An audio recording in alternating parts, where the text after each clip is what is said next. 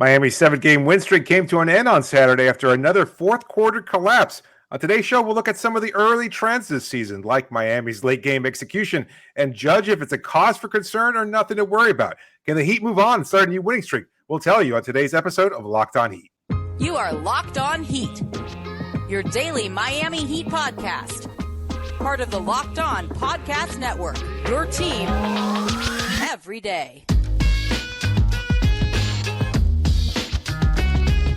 All right, welcome to Locked On Heat, your daily podcast on the Miami Heat. I'm Wes Goldberg. Joining me, as always, it's David Ramil. However you're tuning in, YouTube, Odyssey, your favorite podcast app. Thanks so much for making Locked On Heat your first listen every day. Today's episode is brought to you by Prize Picks, the easiest and most exciting way to play daily fantasy sports. Go to prizepicks.com/LockedOnNBA and use the code all lowercase LockedOnNBA for a first deposit match up to $100.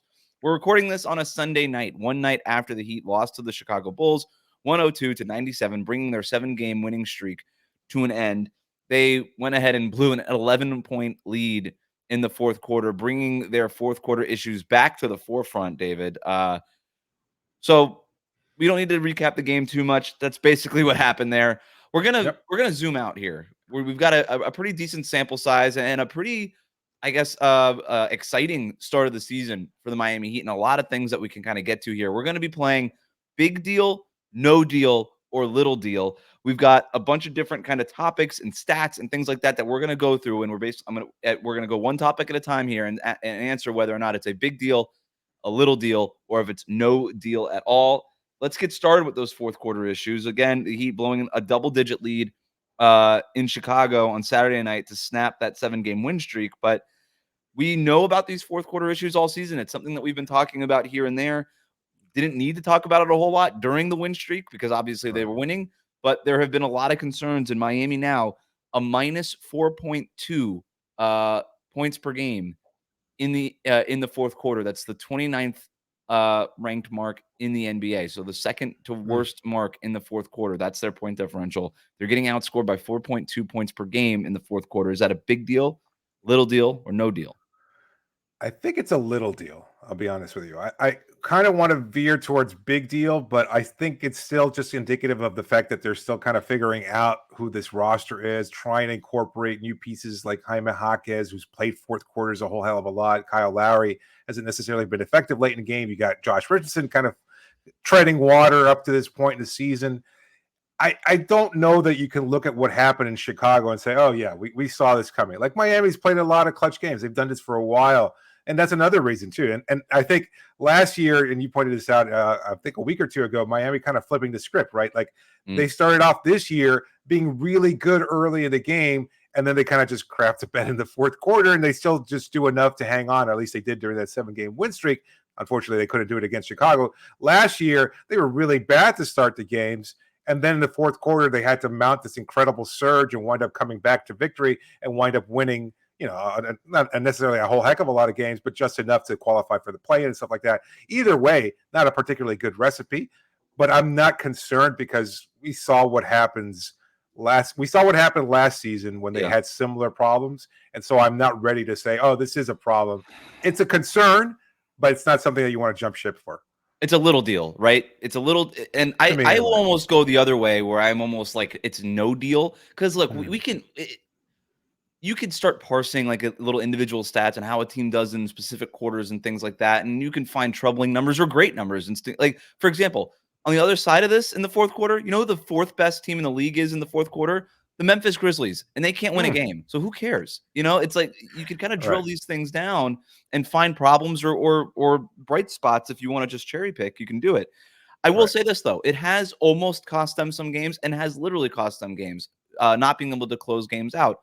But it's not really the fourth quarter thing that is my biggest issue. I have another issue that's sort of related to this that we'll get to later on, which I think is going to be a big deal.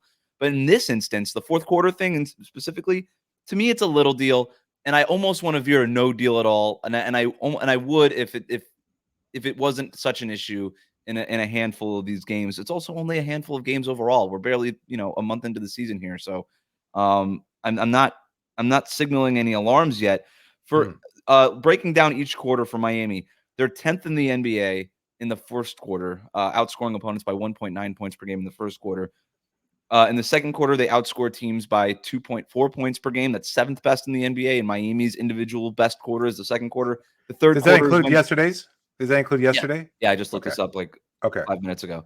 'Cause yesterday they were bad in the second quarter. That's why I wanted to ask specifically. Yeah, usually it's better, right? Yeah, no, Yeah. good point though.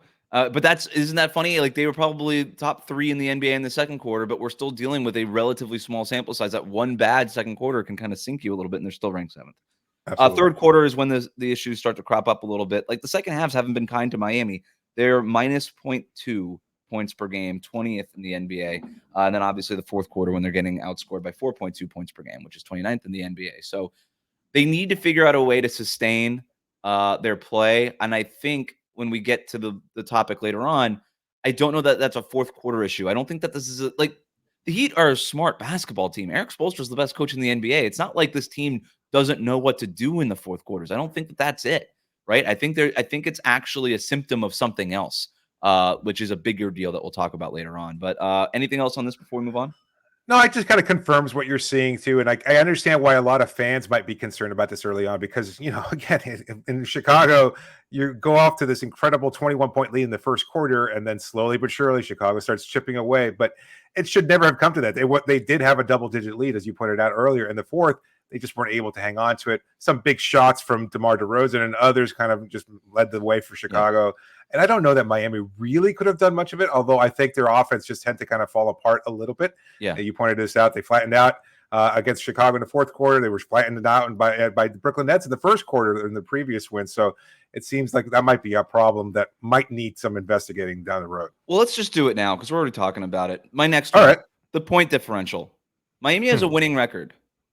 In the Eastern Conference, they're 5th in the East, a game out of 3rd, right? They're right there in that big bunch at the top with Boston, Philadelphia, Milwaukee, who have also quietly won 4 straight after everybody was ready to abort that whole thing. Indiana is at 4th place at 7-4, Miami 8-5, tied with the Knicks there, who are also 8-5 in 6th place. So they're a good team, right there at the top bunch of the Eastern Conference, in that tier basically below Boston and Philadelphia, and yet they have just a point differential of 0.0. They're exactly even, which is better than what it was before when it was mostly negative for most of the season. But they're the only team in the top 6 here, basically outside of that, above the play-in line, that has that's not positive in point differential. Do you have this as a big deal, little deal, or no deal? I don't have it as a deal. I think it's no deal for me. They've done this before. Did they make the playoffs last few seasons ago? Last year with a negative differential? Yeah, okay, that's what it was. Okay, yeah. So it's never a good indicator. And, I think part of the issue is maybe even looking even bigger picture here, that this is just who this team is. They're always going to just find a way to grind out wins or losses. Like they'll find a way to. They do grind out losses too. Yeah. Either way, it's going to be a grind, and you're just going to have to get used to it, knowing that there probably is going to be a payoff down the road in late April and May, maybe even in June. So it's just that's just who this team is. I have it as a really big deal. This is what I was looking at before. And this is the symptomatic thing I was talking about. The fourth quarter is a symptom of Miami's lack of talent. And that's the problem here. It is so, and when I say talent, I don't mean that this is a bad team. I just mean like individual, make it easy scoring talent. And I think that's why you see this second half issues become a thing. It is so hard to everybody just sustain it. Do you understand how hard it is to sustain like April level basketball in November for 4 quarters every other night? It's almost impossible. It is impossible. We've seen this. Like the Heat are an awesome basketball team. I think they're a very good basketball team, but they are going to be problems late in games when you are playing the 3rd game in 4 nights, or you're on the road for a billion games in a row and all these things. It's just going to be really difficult. And so that's natural. Like I said, it has nothing to do with this team's ability to execute, right? Or a basketball IQ, or just knowing the scouting report and the game plan and doing those things. It's just really hard for this team to grind out possession after possession. And it's easier to do that in the first half when you're fresh. It's harder to do that in the second half when not only you've kind of not as fresh, but the other team starts to lock in a little bit. Defenses also tend to tighten up as games go on. Defenses are a little bit looser in the beginning of games. So that's why I think it's a big deal, because I think that this is all that stuff is a symptom of an overall lack of easy scoring. That said, they've been without Tyler Hero in a few of these games where the fourth quarter has been an issue. It's only cost them one of these games so far.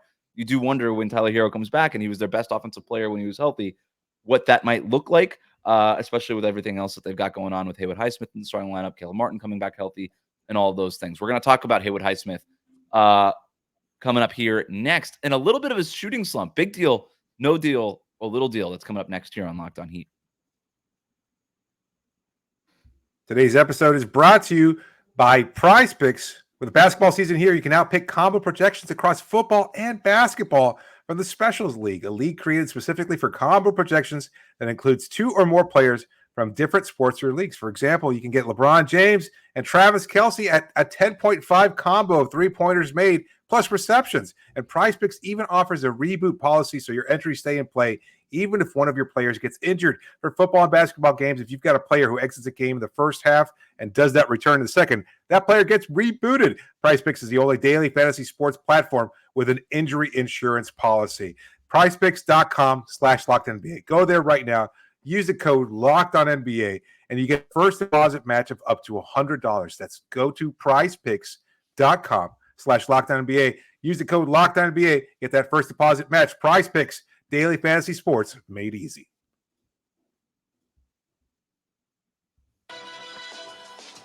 Thanks for making Locked On Heat your first listen every day. Make sure you're subscribed on YouTube and on your favorite podcast app. Locked On has launched the first ever national sports 24/7 streaming channel on YouTube. Locked On Sports Today is here for you 24/7, covering the top sports stories of the day with the local experts of Locked On, plus our national shows covering every league. So go to Locked On Sports Today on YouTube, subscribe to your first ever national sports 24/7 streaming channel. We're going to want to hear what Kyle Krabs of Locked On Dolphins has to say about the win over the Raiders this weekend. So catch it all over there. We're continuing on here with big deal, little deal, or no deal. I want to talk about Duncan Robinson, Jaime Jaquez Jr., Jimmy Butler shooting threes. We're going to get to all that stuff later on, but let's talk about Haywood Highsmith right now. In a bit of a shooting slump. Yeah. In his first 4 games, he was shooting 50% from three-point range. And it looked every bit of the starting power forward that the Heat needed and wanted. In the 5 games since, he's 2 for 19 from three-point range, 10.5%. That's awful. He's missed 17 of his last 19 three-pointers. Big deal, little deal, no deal. Little deal. Okay. I think you look at Highsmith and who he is, and I think his minutes have increased so much, and there's so much of his role has gotten so much more like dramatically important and vital to Miami's success. Like, I mean, his first loss of the season as a starter yesterday against Chicago, so that's something to consider. And he was still a really positive, impactful player. Like, his defense is just so great, and his constant effort. He just can't go in there the way he did last year for catch and shoot type situations. And I think there's a little bit of a confidence factor with him after a full off season of training and everything like that. I think he's not like a dedicated shooter a la Duncan Robinson yet. He's not at that point. As much as he was a marksman earlier in the season, that's tapered off a little bit. And I think it's going to continue to taper off until he gets more into a comfortable rhythm. And I think a big part of it also is just kind of being on the road and just kind of being out of like your comfort zone a little bit. You know, you're on the road as much as you have been. You're playing these increased minutes. To me, I'm not so worried about Haywood's offense because that's not really why he's out on the floor. You get 3-point shooting from Tyler when he comes back. You'll get 3-point shooting from Caleb Martin when he finally gets into shape. Kevin Love, etc. Haywood is out there to wreak havoc on an opposing team's offense. And so far, he's been doing that job really, really well. So I don't care how much he scores. I'd like to see him score a little bit more. I'd like him to be a reliable option. The 3-point shot has to fall for him to keep the starting job. And so for that, I'm with you. It's a little deal. If not, I mean, Caleb Martin, when he's ready to take those minutes, like a full load of minutes, why not? If Haywood's not making threes, you can always go back to Caleb. You need to make threes. That position between Jimmy Butler and Bam Adebayo has to be able to space the floor. And if he's not making those threes, it's going to be a problem, right? If he's going to be a defensive stopper, great. You could bring him off the bench to do that. But in terms of his defense, it is elite right now. Dunks and Threes, which is an analytics site that I really enjoy, They have an estimated box plus minus, and they actually separate it from offense and defense. And this to me is probably one of the better defensive metrics that I found. It's kind of hard to find good ones, especially holistic ones, but they have Haywood Highsmith as a plus 1.2 points added for Miami's defense. So that's good, right?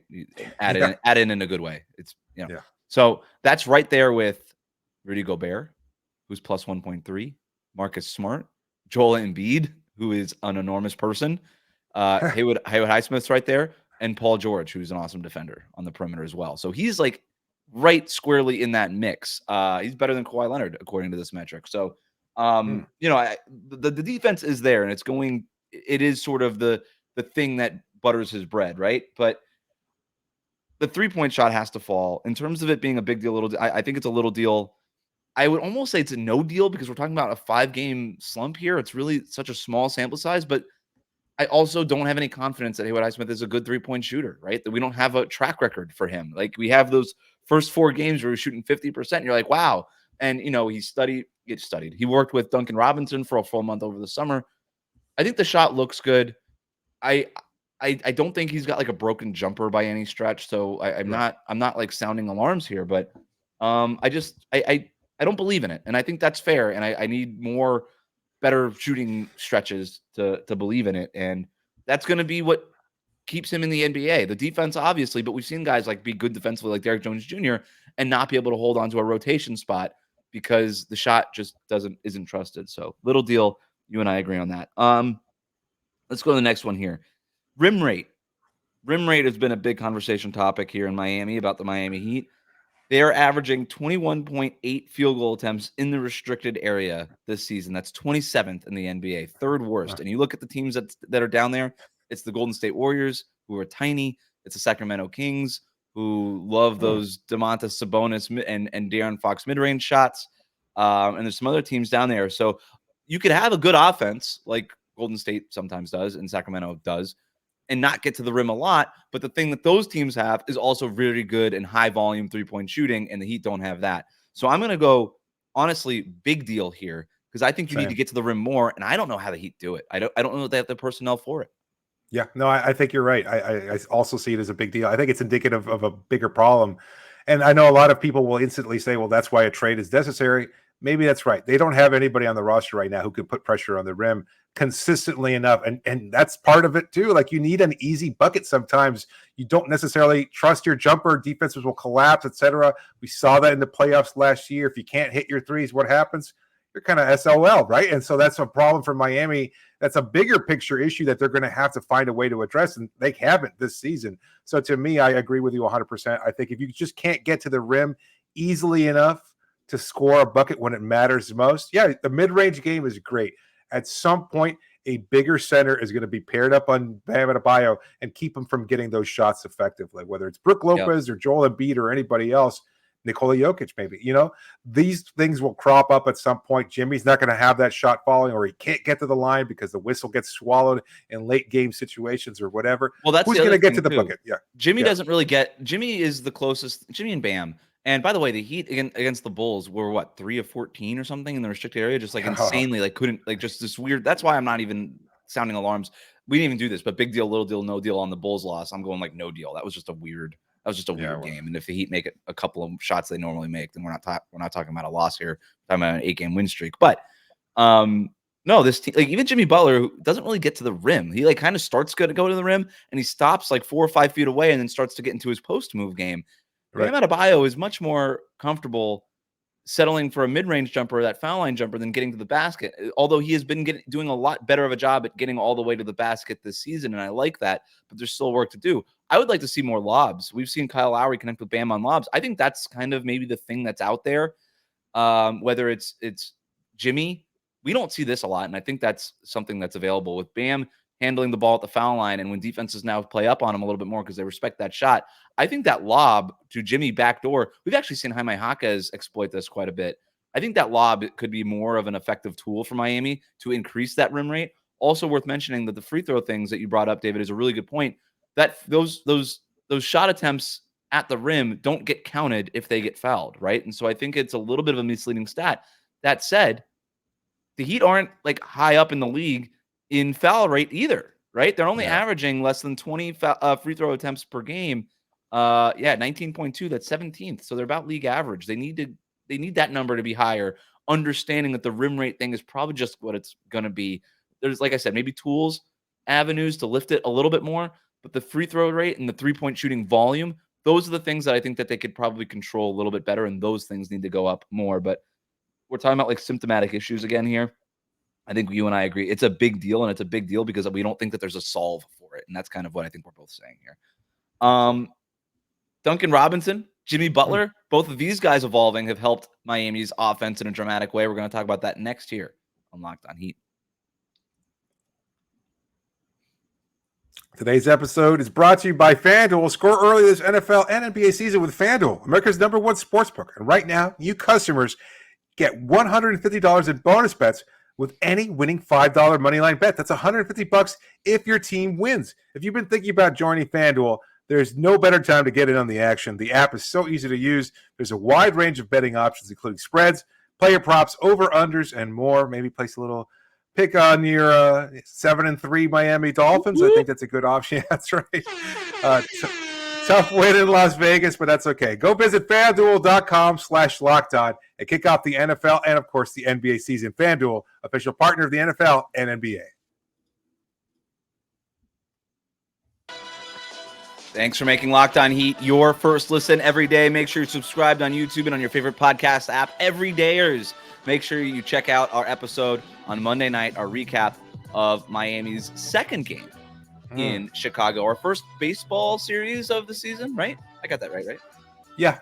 You love those, right? Like I know I do. Okay. I think got one coming up against Indiana here at home, and I'm looking forward to seeing the best offense in the NBA for two nights in a row, basically. Fun to watch the Pacers. They're like top 3 league pass team for me right now. I got them in Halliburton's Minnesota. a pretty good player. Halliburton's a pretty good player. No, I think the whole season should be baseball series. That's my hot take. That's my schedule fix. I think the whole season should be baseball series. I have no problem with it. I love it. I love them. Well, I mean, you can't do that because then you would. The Western Conference represents half the season, and you only play once in their city and once in ours.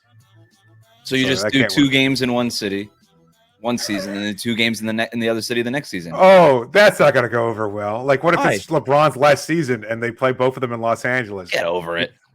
That's what League Pass is for. All these games are nationally televised. The only reason these teams, I agree with you. We got to put a pin in this. I got a whole thing on this. All right. Wow. For another episode, we'll do like when it gets like dog days, we'll do Fix the NBA episode. Rowan Nodkerny of Sports Illustrated help us decide why West is wrong about this particular topic. Yes, that's right. That's actually a very good idea. Let's remember that. We're doing big deal, little deal, or no deal. Let's move now to Duncan Robinson, who's turned into a multi-level scorer. We've talked about this already quite a bit. Can I get the air horns? When do you want it? Now. Any mention of Duncan Robinson deserves air horns. 33.6% of his shots are 2-pointers. I've said this before. His season high for his career before this year was 19%. This is a different basketball player. You compare shot charts, you take the names off the shot charts, you're like, those are 2 different basketball players. They're not. It's just one Duncan Robinson who has evolved in a major way. I mentioned just the 2-pointers. He's getting to the basket more. He's more of a playmaker now. He had this like Steve Nash, like kind of probe dribble against the Bulls on Friday night, and he kicked out to, I can't remember who it was. Was it Lowry? He kicked out to somebody for a 3-point. I'm like, when did this start happening? When did he start doing the Steve Nash probe dribble? This is crazy when he goes into the basket and comes back out. Haywood Highsmith told us he's got dribbles. Like he's got a handle on him. He told us on immediate day. Like I know they were kind of just like complimenting each other. Yeah, but at the same time, like I think it's turned into something legitimate. Like it was an area that he wanted to improve on, and it's worked incredibly well. So if you're going with that. No, I got one. I want to one more thing here before I ask you a question.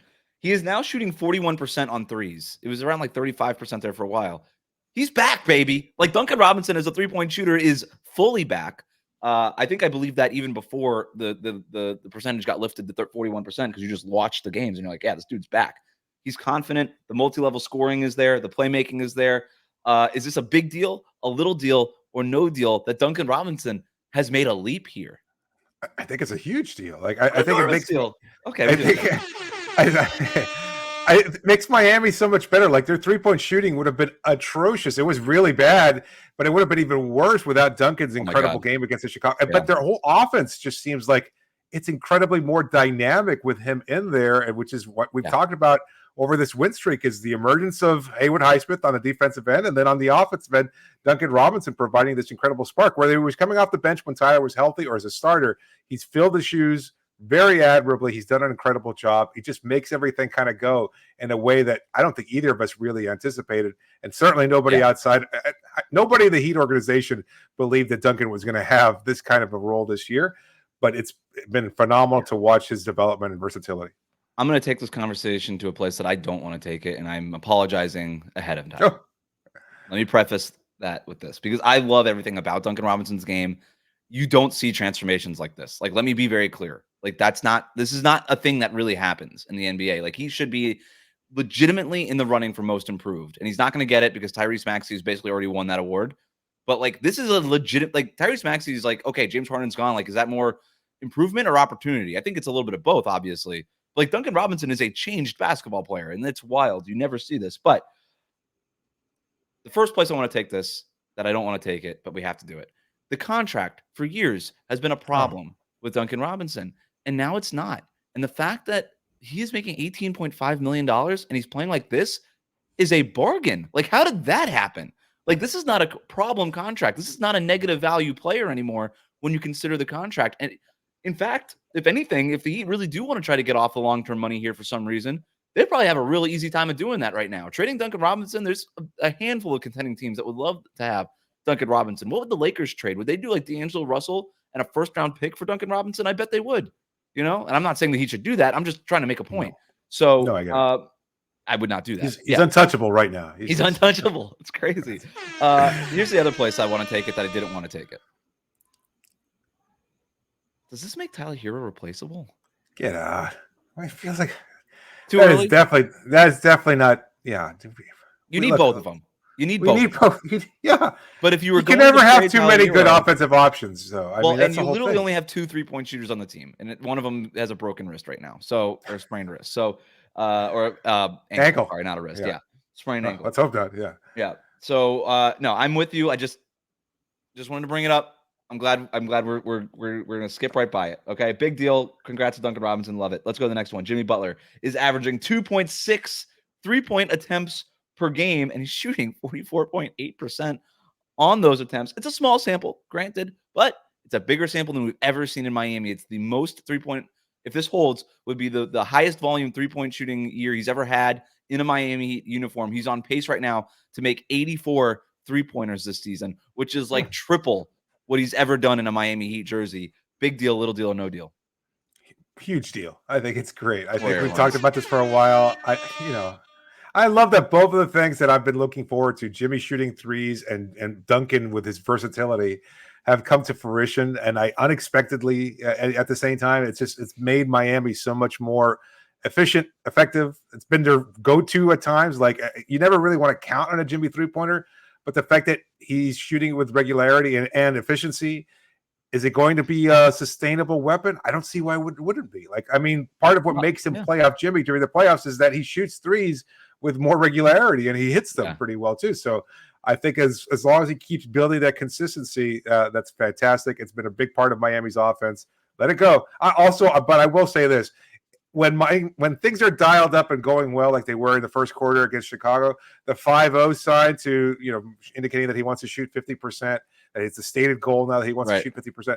That's fine, but not in a losing effort, certainly. I mean, that was just kind of I'm here for the 50%. I'm here for him gunning it. I'm here for him talking his trash and telling the locker room that he's the best 3-point shooter on the team. I love it. I love that confidence. The Heat are 4-1 when Jimmy Butler attempts 3 or more 3-pointers in a game. So just taking them has a positive correlation for Miami. I am here for it. This is more in the norm for Jimmy Butler throughout his career, by the way. He stopped shooting threes when he got to Miami. I joked about this before. It was the ghost of Dwayne Wade infecting his soul. Before he didn't want to show him up. He was taking like 2.5 to 3 3-pointers a game in Minnesota, Philadelphia, Chicago. Like, that was more the norm. So just get back to it. He's a decent 3-point shooter. He's a little flat-footed when it happens, but I don't really care. And you got to keep the defenses honest. They start playing up on you. I made the point after the Brooklyn game, I think it was, where he took 2 of those 3-pointers in the first 4 minutes of the game. They were giving them 6 feet of space on those shots. Fast forward to the third quarter, Royce O'Neal's playing up on him because he had made 2 earlier 3-pointers. And what happens? There's a ton of space behind Royce O'Neal. Jimmy Butler takes a quick first step, blows by him, easy dunk at the basket. That's why the 3-point shot is really important, not to mention also the Heat need as much 3-point shooting as possible from wherever they can get it. Last one here. Yeah, good point. Jaime Jaquez Jr. playing, still in the rotation, even with Caleb Martin partially back. Caleb Martin back on the court, played 12 minutes in his first game, 15 minutes on Friday night against Chicago. So he's still easing his way back to a normal minutes load. But Jaime Jaquez Jr. has not missed a game. He has played every game for the Miami Heat this season. It seems like he's a firm part of the rotation, even with Caleb Martin coming back. There's a larger conversation to be had about what the rotation looks like when Caleb Martin gets his full allotment, which would probably be around 25 to 30 minutes a game. But before we get to anything like that, big deal, little deal, or no deal that Jaime Jaquez Jr. is a rotation staple right now? I want to go big deal on this because Yeah. I think he's kind of lived up to whatever hype there might have been about him being kind of a ready-made player and an easy fit and plug-in player, et cetera. Like, that's all great. But we've heard these guys in the past, especially on draft analysis, and they come in and they're completely not necessarily effective right away. And then maybe they might struggle to even find their footing in the NBA. It happens all the time. The draft is an inexact science. That's why it sucks. That's why so many teams suck at it. It's just by nature of it's a gamble. And so the fact that he's come in there, a 4-year player, now everybody's kind of saying, oh, man, we knew it. We knew it all along. He knew he was going to be good. A few people did. And I guess you can kind of project and say that, yeah, he's going to be impactful. But the fact that he's played so often, so well in his minutes, I think really is a big deal for him and for Miami. The fact that they were able to kind of get the most out of him. And he said it before, the confidence that the players have around him, the good vibes. Yes. Like a rookie can easily just be kind of downcast on the social hierarchy, of a team locker room. He doesn't seem that way. He seems like he's a veteran player. It's the right. I mean, everybody keeps talking about him as a veteran player, right? Which I think is a kind of an annoying cliche, but whatever. I get it. I understand the point that they're trying to make. But yeah, he's not a 19-year-old kid. No, he's 22 years old. He's older than Nikola Jovic, right? So by 2 years, he's almost as old as Tyler. Yeah, exactly. Tyler's 23. So look, I get it. He's in a great situation with the Miami Heat. He's not asked to be anything more. He's not being asked to do what the guys in the top 5 are being asked to do, which is basically be the building blocks of their franchises and lead their organizations to brighter futures. Like, Miami has a good thing going, and they just fold in Jaime into it and say, hey, welcome aboard, man. We're kind of just rolling on this thing. And he's been a huge part of it. He's exactly what they need on the perimeter too. They drafted for need. They drafted a guy that they liked. There was a specific area in the rotation for him. It was kind of like, okay, is it going to be him, Caleb, Highsmith, Josh Richardson's a part of that kind of conversation on the perimeter. He seems like he has to play. My favorite phrase this season, he just does stuff. And the more players that you have that do stuff, the better you usually are. Thanks for making Locked On Heat your first listen every day. Hit that subscribe button on YouTube. Follow us on your favorite podcast app. Tune in Monday night for our post-game reactions and biggest takeaways from the Heat's second game in Chicago. Locked On has launched the first ever national sports 24/7 streaming channel on YouTube. Locked On Sports Today is here for you 24/7, covering the top sports stories of the day with the local experts of Locked On. Plus, our national shows covering every league. Go to Locked On Sports Today on YouTube and subscribe to the first ever national sports 24/7 streaming channel.